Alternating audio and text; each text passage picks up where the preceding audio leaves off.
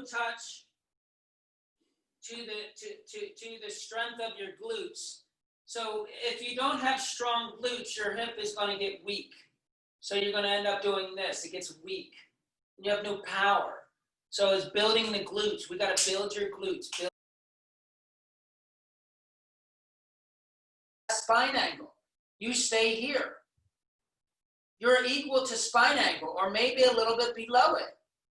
Excuse me, you're below equal to spine angle. Look, that means when you go back, look, you need that rotation. You can't get there, so something is physically going to be impinged.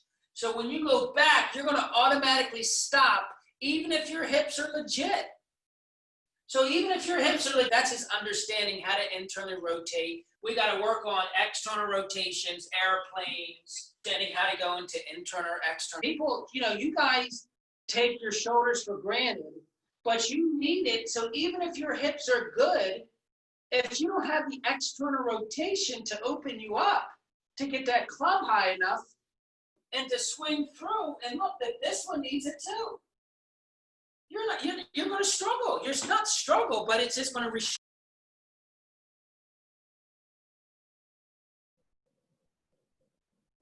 Okay, there you go. That's better. Okay, you see what you did before? You had your arms way out there. Exactly. Well, not that. That's exaggerating. Okay. And I'm wondering, what happens if you had a slight knee bend, just to get a little bit more hip? What does that feel? Would that throw you off? Nope, doesn't throw me off at all. Okay, so you know that if you get a slight bend, you're going to use a little bit more hips. Gotcha. Okay. You follow me? You're too straight leg. Good. Just for the record. Hey, listen, when this is over, I'll come out and watch you and just show you and give you my biomechanical assessment. Yeah. I don't want it to be diaphragmatic. I don't want it to be kind of squeezing. I want it to be rib cage and pelvis. So you can kind of breathe through the movement. Do you understand? It's not muscular. It becomes muscular at the effect of it. But it's skeletal.